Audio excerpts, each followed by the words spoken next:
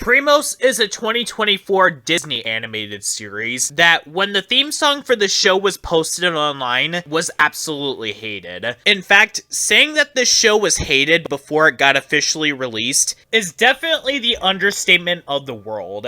In fact, the last time that I personally seen an animated series that got hated to this much of an extent was with either High Guardian Spice or Thundercats Roar. Although, what I can go ahead and state in regards to this show right now is that unlike Thundercats Roar and High Guardian Spice, where there was literally nothing released about those shows yet, so all you could really go off of in regards to those shows were the Kickstarter trailers or the interviews with the creators of the shows, Primos receiving backlash after the release of the theme song was a little justified because apparently they misused certain Spanish words, and one of the people who worked on the show antagonizing those who had legitimate problems with the show's misuse of Spanish words definitely made things a lot worse, which I presume was the reason as to why this show had to be postponed, so that Disney could tone down on a lot of the stuff that people criticize the show for. Though, I'm not discussing any of those things here. There are plenty of other videos that go in depth on what Spanish words that they got wrong in the original theme song, and the designs of the characters were not really helping matters all that much, given that this show is meant to have Mexican themes, and the designs on some of them look very bad. The teeth in particular being very distracting, because if you watched a show like Mucha Lucha or El Tigre, only a select few characters had this in those shows, despite the fact that the characters in those shows are supposed to be Mexican, while in this show, every single character has those rounded teeth in nearly every single frame, while other characters look pretty ugly and off-putting, despite the fact that they were not intended to be like this. But regardless of everything that had been stacking up against this show, I still decided to go ahead and give it a chance to see if the hate was warranted. It was certainly warranted because those behind the show antagonized the situation, but I'm referring to the series itself, because there have been times when a show would receive hate from the announcement or trailer, but get a different reaction, or I myself had a different reaction than what I was intending. The Patrick Star Show, for instance, I went in thinking that it would be just as bad or worse than Camp Coral, but I ended up surprisingly liking the show, at least in comparison to some of the shows that I watched so far for Sean's Network reviews, like Thundercats Roar and Robot Boy, two shows that were incredibly painful to watch. While on the flip side, Thundercats Roar and High Guardian Spice got hated way too fast before we got anything from them, and when they did finally get released, they lived up to the expectations that everyone thought that they were going to end up as. Thundercats Roar is one of the most obnoxious and headache-inducing shows that I've ever seen, and I haven't watched High Guardian Spice yet, but the amount of video essays that are out there about this show tells you how the show is like. How is Primos like? Since the show was released last year, and I got around to watching what is available of this show right now, this show is okay. Like,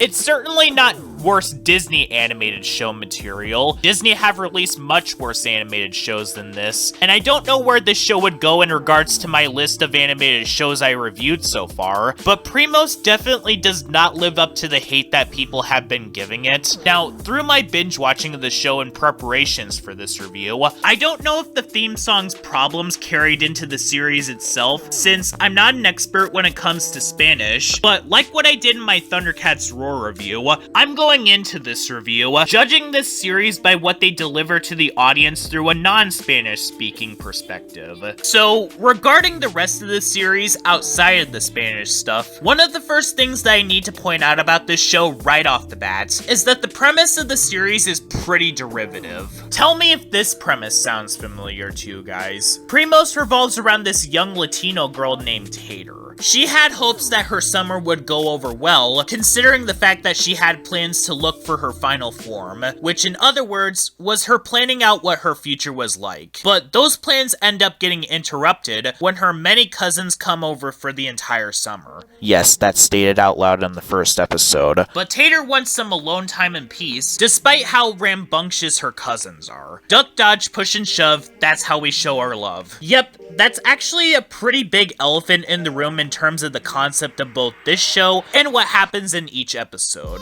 This show is essentially Disney's versions of The Loud House, in more ways than just the premise, down to the fact that this show's protagonist is this character that wants peace that is barely given to her. In every single sequence while watching this show, I hear a voice in my head screaming, "Loud House did it!" The only difference that this show makes that distincts itself from The Loud House is that Tater doesn't have siblings, she has cousins instead, and this show has Spanish themes, but then again, so does the Casagrandes, a show that is already heavily compared to the Cleveland show, which is basically Family Guy with African Americans. And there are more differences that separate this show from The Loud House, admittedly, but in all honesty, they kind of make this show, to be honest, a lot worse, as this show is missing a lot of key details that made The Loud House so liked in the first place. I liked the show at one point, but that was before they started doing things like throwing in fantastical elements to offset the slice of life aspect and flanderize the characters. Regardless of what you think about the show nowadays, there's no denying that The Loud House is a very beloved series, being the first Nicktoons since the Fairly Odd Parents to beat SpongeBob in the ratings when it initially premiered, and it's one of Nickelodeon's last pieces of relevance before the company's scummy business practices got exposed to the public. And the show gave everyone a glimmer of hope that this would mean that Nickelodeon would see the error of sending shows to die on Nicktoons Network. But instead, they treated the show as their second cash cow behind SpongeBob, to the point where I remember that they played marathons of this show alongside SpongeBob on every weekday. One thing that The Loud House excels at least during its first 3 seasons, is the family dynamic, as well as its very memorable cast of characters. The show is not perfect by any means necessary, even during its first 3 seasons. One consistent issue that the show has, even during this era, is its constant need to torture the main character, Lincoln, hitting the ceiling when his family decided to lock him out of his own house because they thought he was bad luck, but that got phased out for a while until the season 5 premiere. When it comes to Primos, well, when really thinking about this show, as well as a lot of the episodes of The Loud House, both shows are so similar in regards to how they approach the concept of being in a big family that they share a lot of the same pros and cons. But one thing that Primos lacks in comparison to The Loud House is the family dynamic. One impressive thing that The Loud House was able to do, in spite of having such a large cast of characters, was that they were able to make all of them memorable and distinct. Even though, yes, you could argue that they barely had any sort of focus in season 1, the series put enough priority on the family dynamic that you'd be able to know who they are and what personalities they had. In regards to Primos, this show hardly ever even has this at all. A majority of them are either just there, or they have a bit of a problem where they mirror a character from The Loud House, which really doesn't help this show out on the originality aspect. Or the other ones are just kind of forgettable, one-dimensional, or don't have a personality at all. That's because this show's family dynamic is not what this show's main priority is set on. That priority is set on making this show be as wacky and crazy as possible, which is the other main problem that this show has. The show's opening theme puts heavy emphasis on what this show wants to do, that being Tater's imagination and the family, but then when going into the show,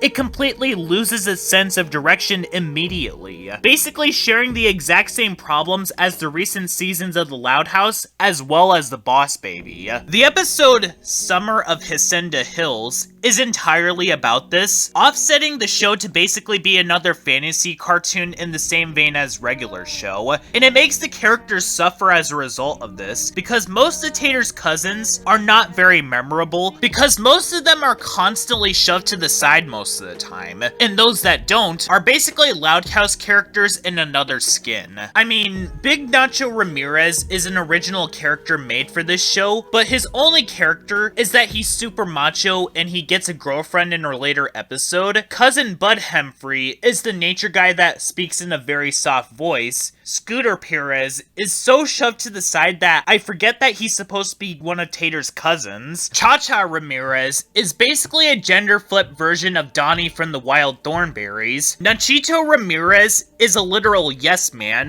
Luceta Perez is just there to be cute, and that's about it. And the T sisters are incredibly forgettable. Their personalities can just boil down to this. They're all entirely focused on shopping, basically having tea parties, and are obsessed with their looks, basically being one of those rich snobby characters that you'd see in shows like My Life as a Teenage Robot, Code Lyoko, The Buzz on Maggie, and The Mighty Bee. But they're not the antagonists of the show. They're just in the background most of the time, and that's about it. Only exception was in the episode Summer of Lot Excavation, where Tanita is interested in archaeology to the disapproval of her sisters. And one positive that I do give them is that I do like the voice work done by Christina V with Thierry and Tanita. She's very good with impressions and making characters sound different from one another, playing roles that I had no clue that she even played. Christina V voiced the young version of Donald Duck in an episode of DuckTales 2017, as well as Veronica from HB, and is most well known for her role as Marinette from Miraculous Ladybug, as well as Shantae. And her voice talent really does show in this series, where you have to really listen in order to tell that Tanita is voiced by her, while for Thierry, she's using the same voice that she used for Marinette. Although, the reason I didn't notice that at first is because all three of these girls got majorly sidelined, like most of the other characters in this series. Christina V is a very talented voice actress, while the rest of the cousins in this show are basically Loud House characters in another skin. Tater is obviously this show's Lincoln Loud, but the rest of them make it obvious who they are.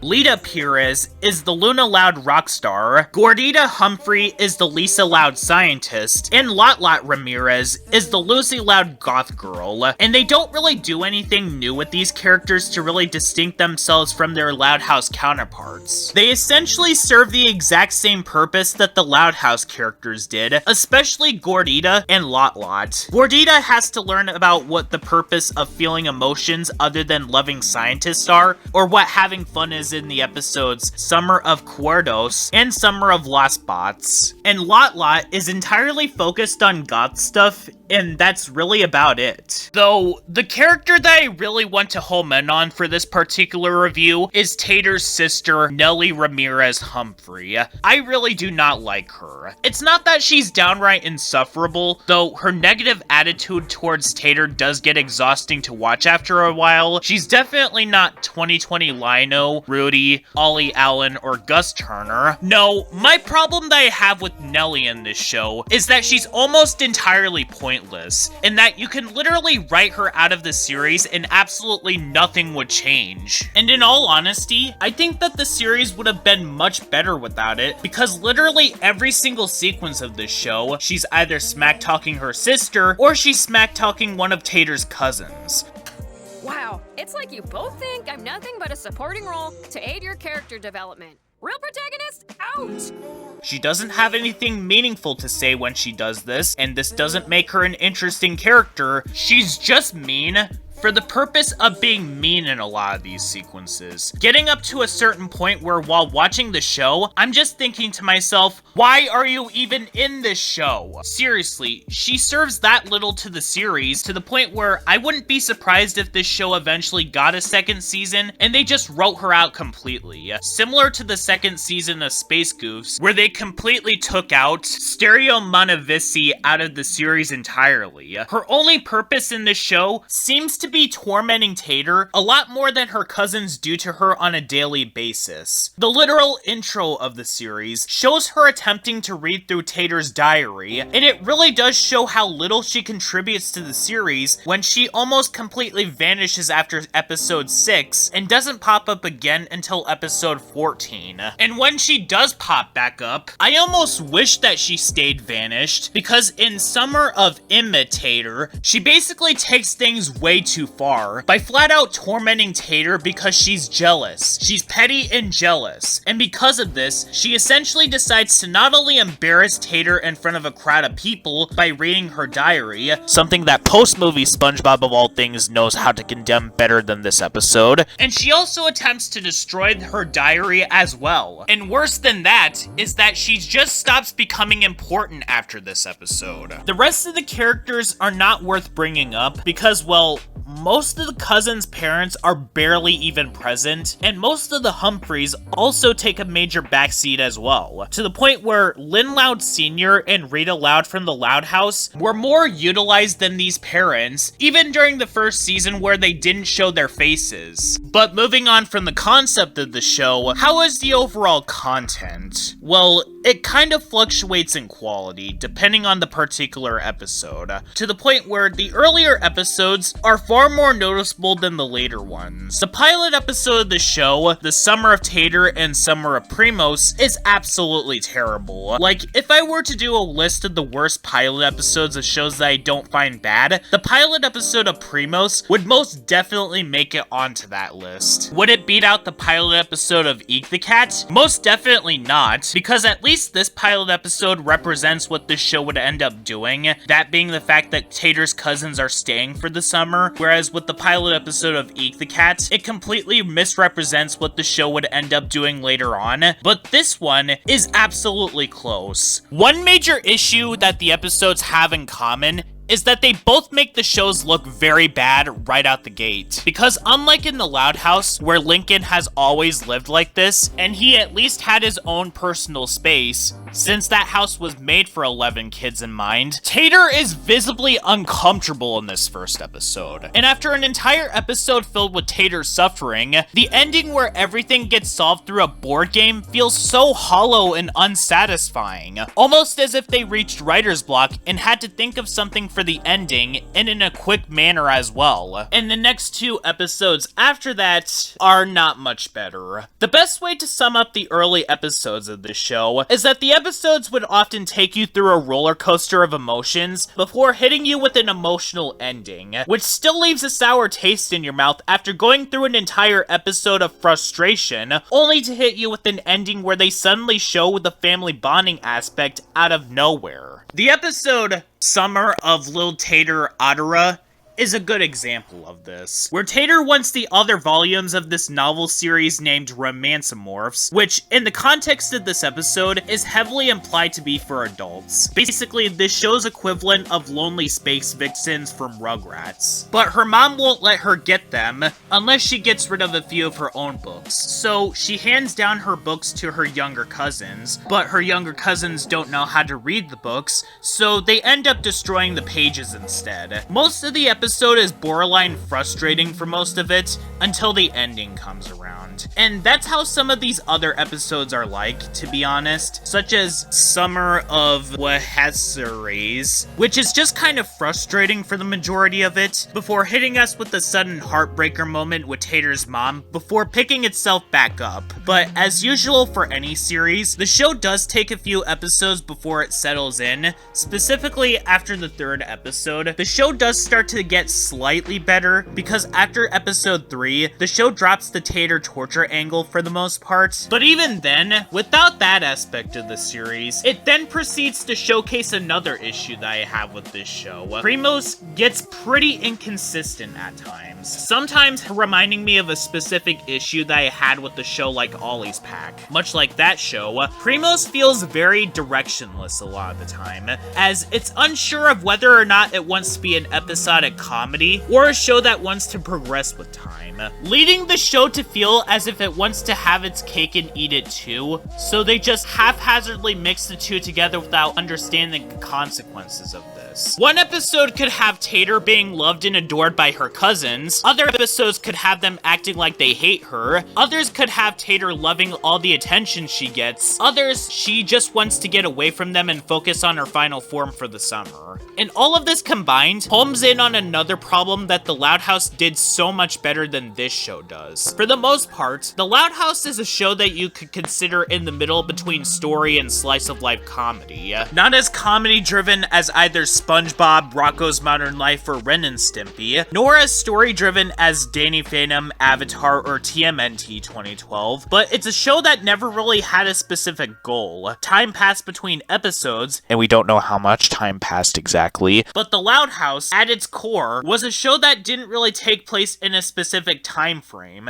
And even if certain episodes have Lincoln or his family unlearning certain things, you were able to watch any episode in any order you want to. Though by season 2, things were made a bit complicated when Ronnie Ann was moved out of this show before getting her own spin-off series. It was a slice of life show that didn't really make things that complicated for itself. With Primos, despite having characters reset by the next episode, time does pass between episodes, making the show collapse in on itself more often than not. Wanna know what makes this show's peers like Phineas and Ferb or Camp Lazlo work? Those shows were purely episodic, so that you didn't need to question how much time passed in the time span of the entire show. And in the case of Phineas and Ferb, the episodes could take place in anywhere they want to, even having episodes that take place during the beginning of the school year. And Camp Lazlo is set up where the show is able to make you laugh and not make you question why the Bean Scouts were not back at home during Halloween.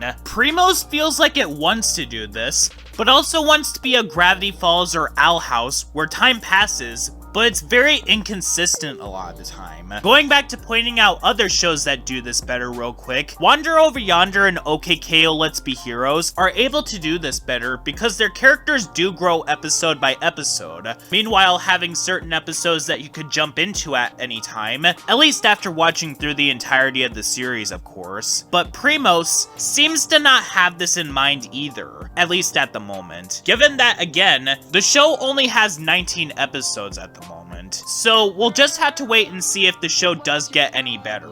Which leads me into saying this. Primos is just okay. Well, yes, Disney have put out much worse shows over the years. That really doesn't erase a lot of the problems that I do have with the series so far. Although, there is a chance that maybe the series might get better after this specific point, because as good as I find the following show to be, Code Lyoko was a show that, during its first season, was very rough as well, but that show eventually found its footing, and as a result, the next 3 seasons ended up being a breeze. Even SpongeBob had to go through this too, but that is just me theorizing at this point, because in regards to Sean's network reviews, this show is just in the middle.